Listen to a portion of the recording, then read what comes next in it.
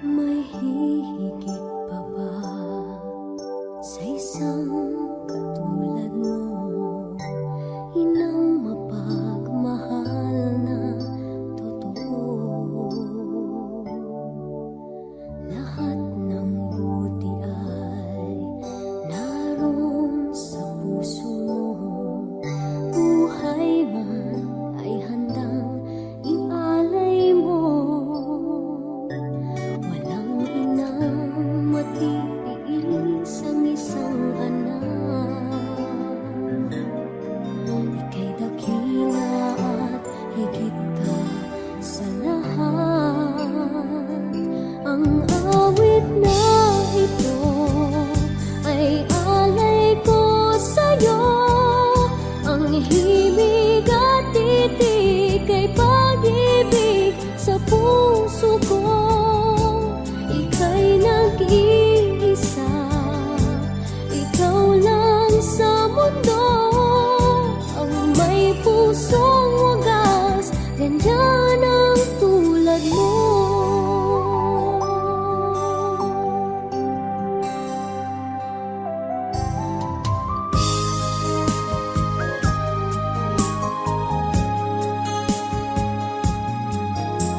Lahat ibibigay, lahat gagawin mo. Ganyang lagi ikaw sa anak mo.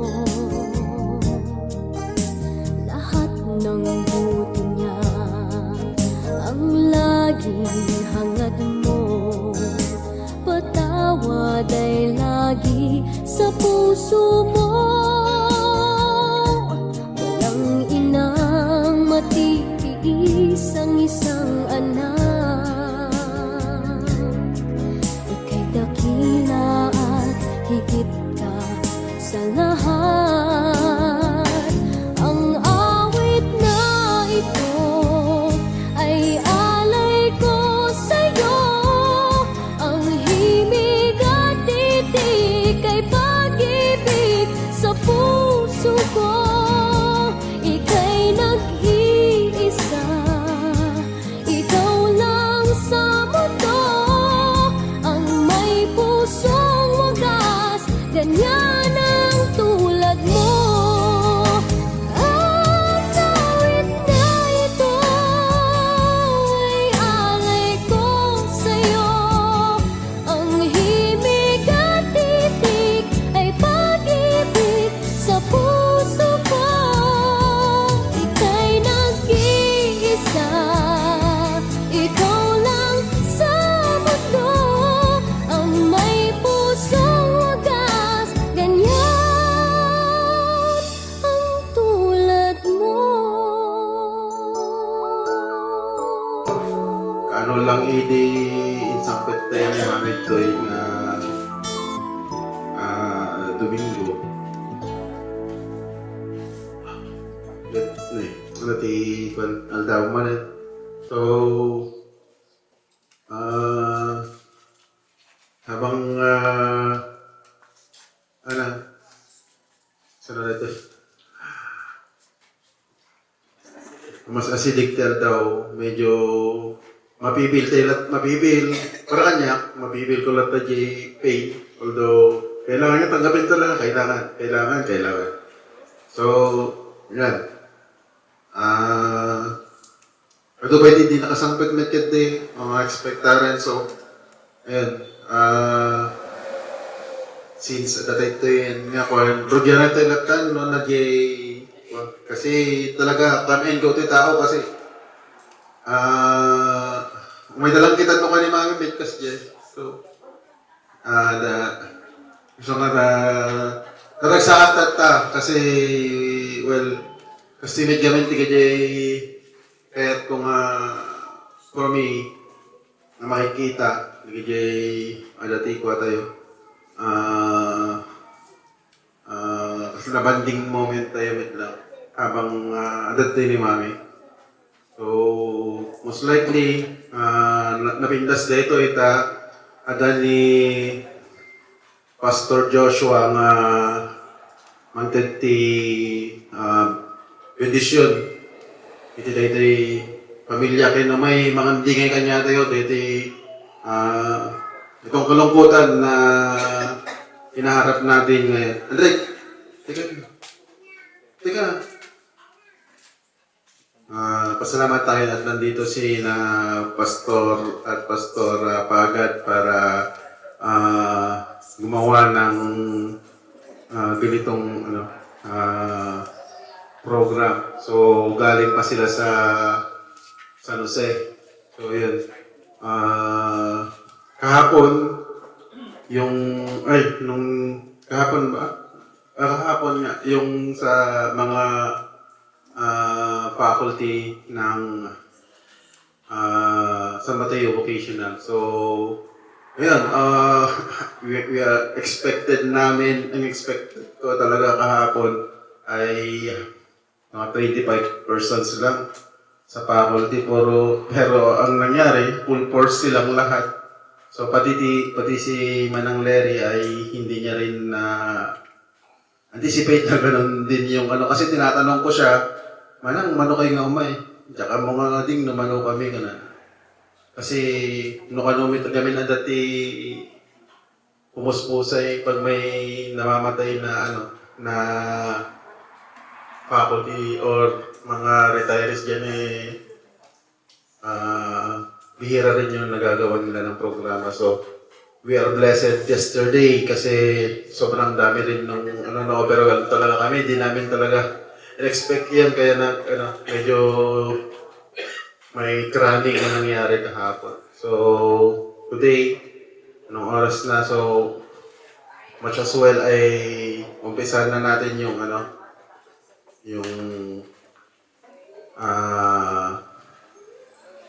blessing na ibibigay at mga prayers na ipapaabot sa atin ni Pastor Joshua Pagad. Pastor.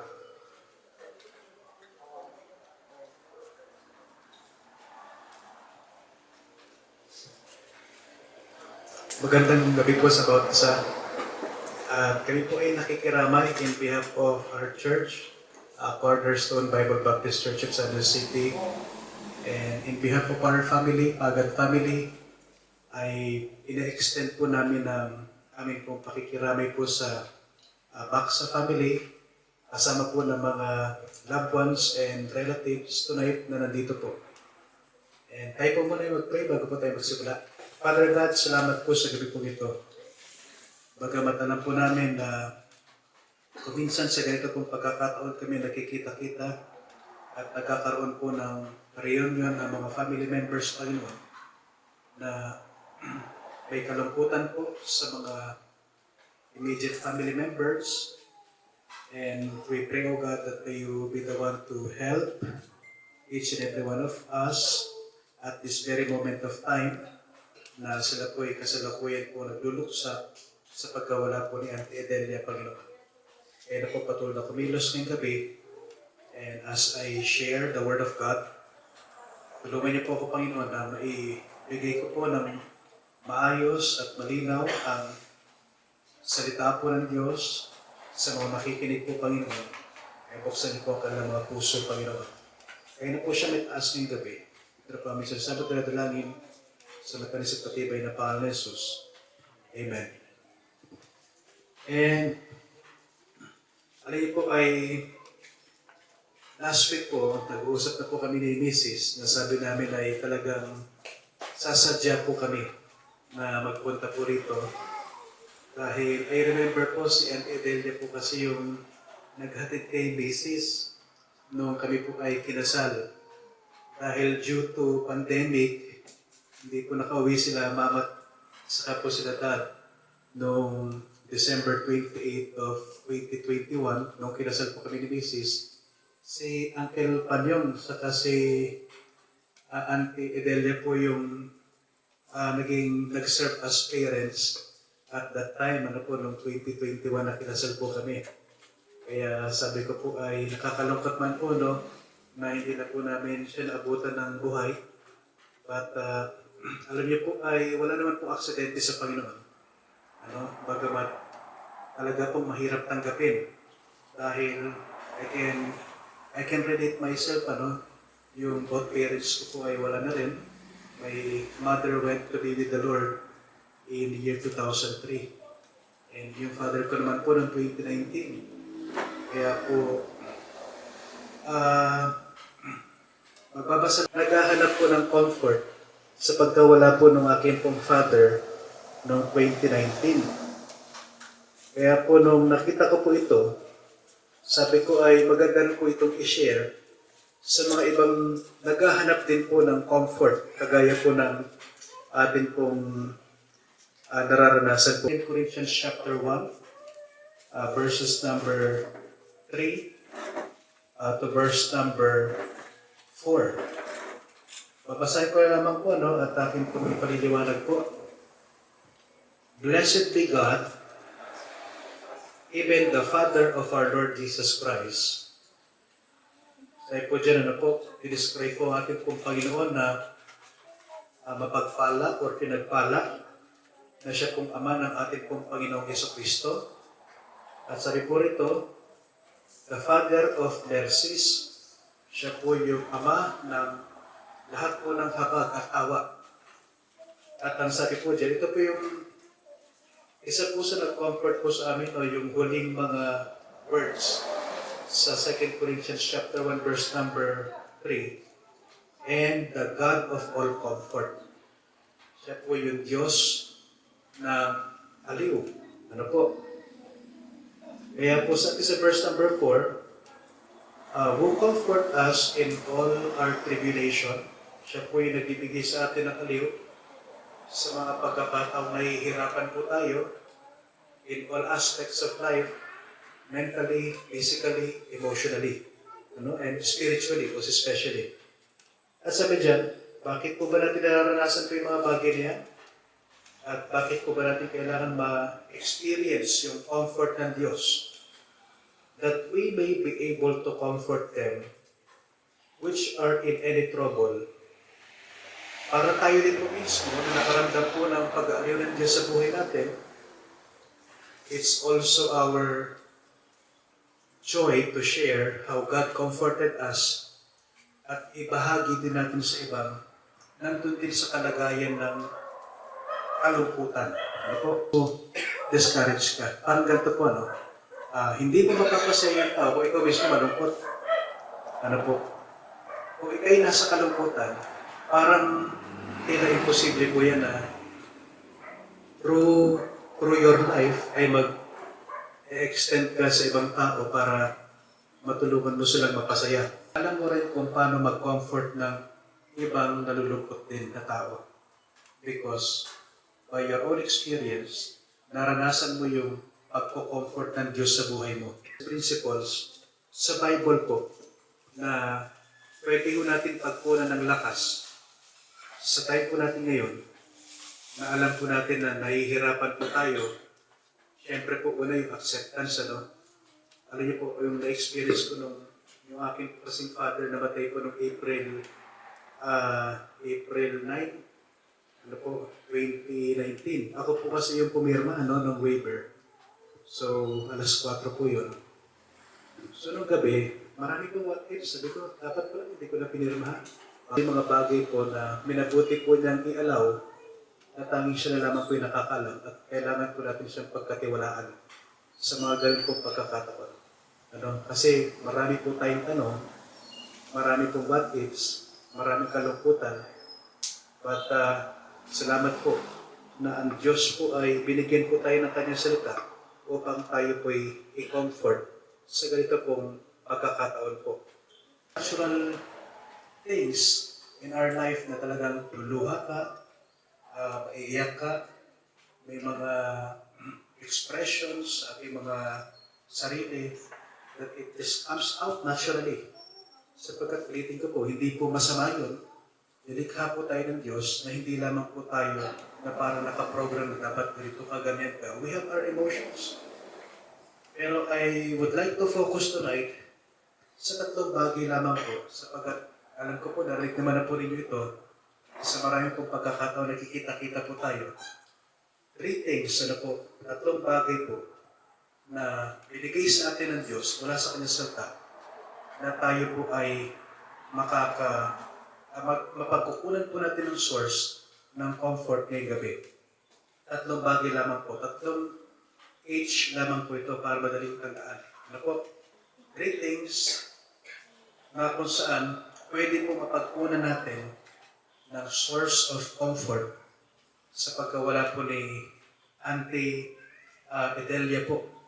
At pwede po natin niyang matanggap right now, ano po, ngayon po mismo. Alin po, number 1, ano po, napakaganda. Hell is avoidable. Ano ibig sabihin? No? I would like to go straight to the point tonight. Ano niyo po ay, there is a literal place called hell in the Bible po. In fact, mas marami nga pong beses binanggit ng impyerno kumpara po sa langit. At ano yung mga sa Panginoon, ano po ay, kung sa pananaw lamang po ng Diyos, ayaw po niya tayo pupunta roon.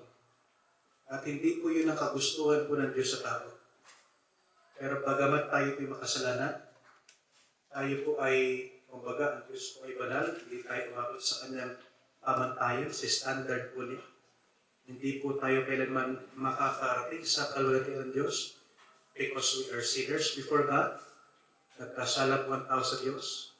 Kaya po, ang sabi po ng Bible po, for the wages of sin is death, ang kabayaran ng kasalanan ay kamatayan. And because we are sinners, dahil tayo yung makasalanan, at dahil tayo pinagkasala po sa Diyos, darating po yung panahon, mga kapatid, kapag tayo pinamatay ng wala sa Panginoon, meron pong impyerno pong nag-aantay. Alam niyo po, kuminsan nga po, hanggat maaari, ayaw na namin sabihin itong impyerno. Kasi right now, in our time, this word seems to be so offensive to people na ayaw na paniwalaan po yan. But it's a literal place, my friends. Ano po, ang makasalanan po, dahil tayo po ay nagkasala, may nag-aantay po, nakapahamakan po sa atin sa impyerno. But praise God, alam niyo po, kung pagkakawa tayo sa Bible, hindi naman po ginawa ang impyerno sa tao. Ginawa po yan kay Satan and his host, mga kampon po niya. Pero bakit po may napupunta po ron? Because they have been deceived. At sinasabi nila na hindi ito totoo, hindi sila tayo sa Panginoon sa Kristo. But praise God, right now, December, worldwide event, alam po yun ang buong sanlibutan, the birth of the Lord Jesus Christ. Ipinanganak po siya, nagkatawang tao, upang mamatay sa ating pong kasalanan. Siya po ay ipinako sa krus, inilibing, at nabuhay magmuli, sapagkat mahal po tayo ng Diyos. It is the love of God na nagtulak po sa Kanya para ibigay sa atin si Kristo Jesus. And because of what the Lord has done on the cross, tinapos na po niya yan, sabi ko niya sa Bible, it is finished. Kaya po natin masasabi at nakaka-comfort po ito marinig na ang hell ay pwede na pong maiwasan. Alam niyo po mga kapatid sa Panginoon po ay, sabi nga po na, nung araw po, mayroon po mga sakit na, kumbaga, hindi ka pwedeng gagaling dyan, At Psalm 2003. At may mga ilan po mga karamdaman po. But even until now, na wala pa pong cure. Pero salamat po sa Diyos, ang impyerno po, may cure. Sino po yung cure? Ang ating pong Panginoong Jesucristo. Siya lamang po. Tinapos na po niya sa krus, namatay na po siya para bayaran po tayo. And the Lord Jesus Christ is the cure. Kaya nga po yung unang letter H, hell is now avoidable. Pwede na po natin yan hindi maranasan. Yun lamang po ba ang kailangan po natin gawin? Ang sinabi po ng Bible, tayo po isumpalataya kay Kristo Jesus upang tayo po'y maligtas. Makita natin makasalanan po tayo. Una po, number 1. Wala naman po siguro dito magtataas ng kamay na pastor. Never pa ako nagkasala sa buong buhay ko. All of us are sinners before God. But praise God, kung pagtitiwalaan mo si Kristo ngayong gabi sa iyong buhay bilang iyong sariling Diyos at tagapagligtas, hindi mo na kailangan problemahin itong point number 1 natin. Bakit po? Dahil sabi ng Panginoon, through the Lord Jesus Christ, ang tao po'y magkakaroon ng buhay na walang hanggan. Itinatawag sa pangalan ng Panginoon sa Kristo ay siya maliligtas. Efeso, Kapitulo 2, versikulo 8 hanggang 9. Sa biyaya tayo po'y naligtas sa pamagitan ng pananampalataya. Kanino po? Kay Kristo Jesus. Hindi sa gawa, upang ang tao'y hindi magmalaki. Ano po?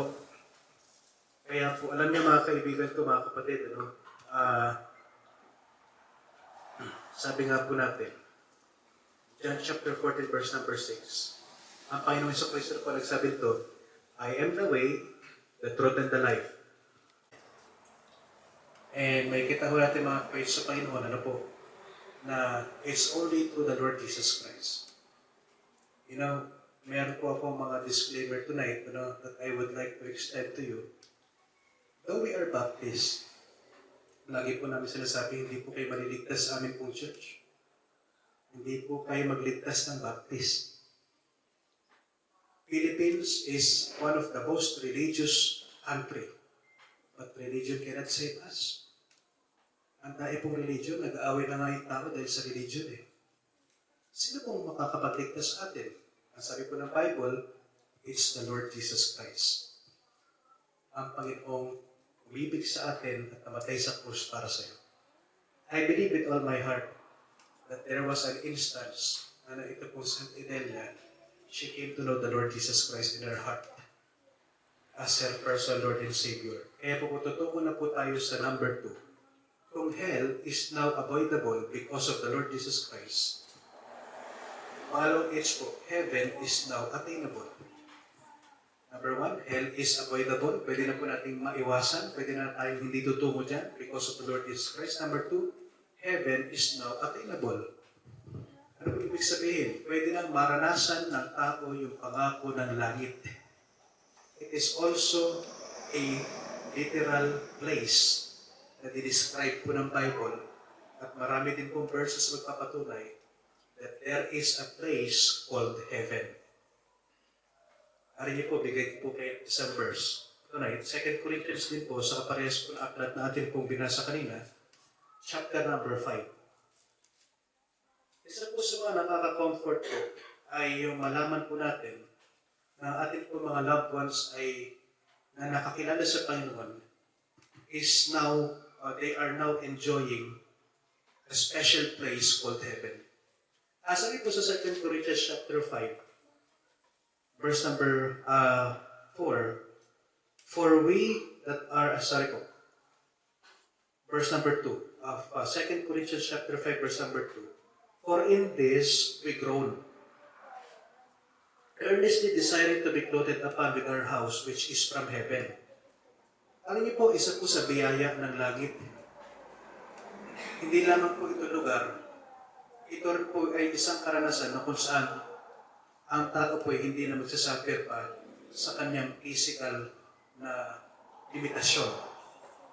Dito po, sa 2 Corinthians chapter 5, binanggit ng Apostle Paul, sabi niya, sa katawang ito, nagsasuffer tayo. Aminin niyo man po sa hindi. Some of us, nag-maintenance. Isa po yung tanda. May limitasyon po ang katawan natin. Napapagod, nagkakasakit, may iniinda, at nahihirapan. At salamat po sa Diyos dahil now that we have the promise of heaven, one of these days, sabi ko ng Bible po, mayroong katawan na nakalaan sa atin. That right now, nakita naman po siguro natin kung paano naghirap po sa atin nung siya po ay nasa hospital, that right now she is enjoying a perfect body there. Hindi na po siya nahihirapan. Wala pong cancer sa lung. That she is now enjoying, ito po sinasabi po dito na to be absent from the body is to be present with the Lord. Patalo naman po tayo sa verse number 8 of the same chapter. Sabi dyan, we are confident, I say, and willing rather to be absent from the body and to be present with the Lord. Ibig sabihin po, yung mga nauna na po sa atin na nakakilala kay Kristo, wala na ho silang karamdaman. Wala na hong physical limitation, physical difficulties, physical incapabilities. And they are now enjoying the kind of body na inireserve sa kanila ng Panginoon. At ito po yung pinangako niya, hindi lamang po lugar, kundi pangangatawang perfecto na kagaya po ng katawan ng ating pong Panginoon. And this is the blessing. It's a comforting thing. Ano po? Kaya sabi ko nga po, nung namatay po yung father ko noong 2019, tinapatan ko siya ng doktor, hindi siya makakalakad o makasurvive man siya. Isa po sa paboritong ginagawa na aking father, maglakad. Tuwing umaga po yan from our church, punta sa palengke, lalakad pa uwi. So sabi ko, kung nakasurvive din pala siya noong 2019, sigurado malulungkot din siya kasi hindi rin siya makapaglalakad eh. At tapos noong 2020 pa, dumaan pa tayo sa pandemic. Blessing na lang din siguro ng Panginoon yun na hindi na siya ipinadaan ng Panginoon sa katakot-takot na lockdown nung tayo po na lockdown po tayo lahat dito po. Na later on, as the times goes by, saka natin naunawaan, yun pala yung purpose ng Diyos. So praise God, meron pong heaven. At totoo pong lugar po ito. At alam niyo po, ito po ay pwedeng makamit kung ikay magkisisi kapag kaibigan at sasampataya kay Kristo Jesus sa iyong buhay bilang isang Diyos tagapagligtas. That's the only thing you can do. Ano po, yun lang ang gagawin mo. Ikaw ay maamin sa Panginoon na makasalanan, tanggapin si Kristo Jesus. Tinan niyo po ito, ano po. Kung hindi ka sigurado ngayong gabi, Pastor, I am not yet sure of heaven. You know, narinig mo itong mensaheng ito. Kahit ikaw mamaya, tumawag ka sa Panginoon, sabihin mo ito, Panginoon, makasalanan ako, patawarin mo ako, humihingi ako ng kapatawaran sa iyong harapan, at aking tinatanggap si Kristo sa aking puso bilang aking sariling Diyos at sariling tagapagligtas. O kahit ngayon, o kahit mamaya, i-pray mo yan. Lumapit ka sa Diyos, tumawag ka sa Kanya. At ang sabi po ng Bible, ano po, believe on the Lord Jesus Christ and thou shalt be saved. Acts chapter 16. Kahit ngayon mismo mapapasayo ang promise of eternal life. Saan po yan? Sa heaven. Kaya kung meron tayong point number 3. Number 1, hell is avoidable. Pwedeng hindi ka na pumunta dyan. Heaven is now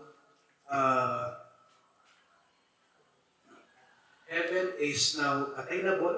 Pwede nating maranasan ang langit. And pagdating po ng point number 3 na po, heavenly reunion is expected. Ano po ibig sabihin yan? One of these days, kung nagtiwala ka kay Kristo ngayon, makakasama din po natin si Auntie sa langit. Ano po? Kung kayo nagtiwala kay Kristo sa ginawa niya sa krus para sa iyo, yung tinapos niya sa krus ng Kalbaryo, pinagtiwalaan mo yun. One of these days, kung tayo man ay aabutan pa ng physical death or aabutan ng muling pagbabalik ng Panginoon, then praise God. We will have a heavenly reunion in heaven someday.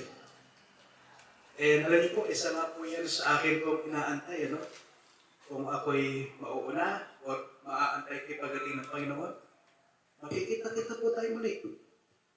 Bakit po? Sino po yung nagbuklod-buklod sa atin doon? Ang Panginoon, Jesucristo.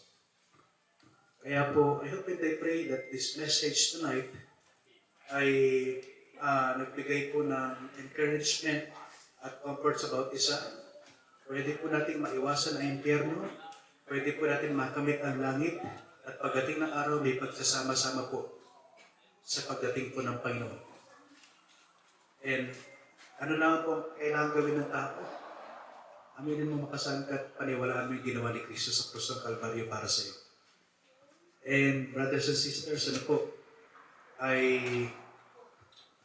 ngayong gabi, bago po tayo magtapos,